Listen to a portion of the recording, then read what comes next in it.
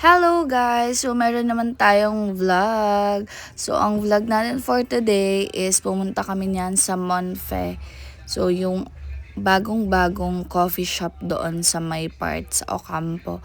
And napakaganda guys kasi napakadami niyang mga flowers. So meron siyang mga iba't ibang kinds ng bougainvillea ata yan, if I'm not mistaken. Basta kung ano-ano mga plants. So, napakaganda dyan guys ng view and super nakaka-relax din. And maganda talaga siya guys pag gabi. So, yun nga. So, ginawan ko siya ng video kasi syempre, why not, 'di ba? So, promote tayo ng ating mga tourist spot na napakagaganda.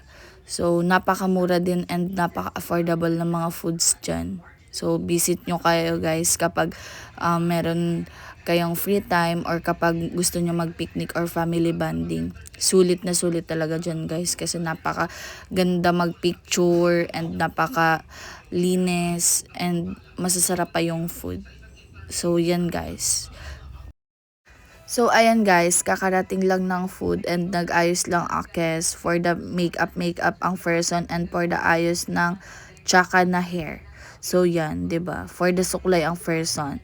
So, napakaganda ng food guys. Ayan, so ready na siya mag-laps dahil tapos na siya magpaganda-gandahan.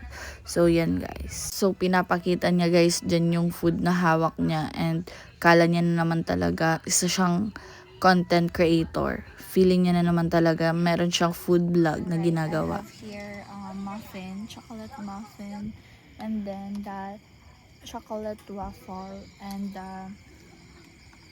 what's this? Blueberry. Yeah, blueberry.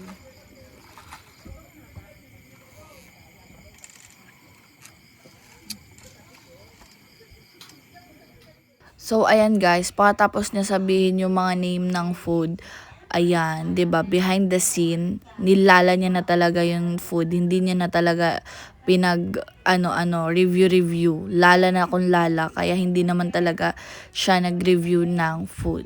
Ayan, so, balik tayo sa ating mga views and sceneries na napakagaganda.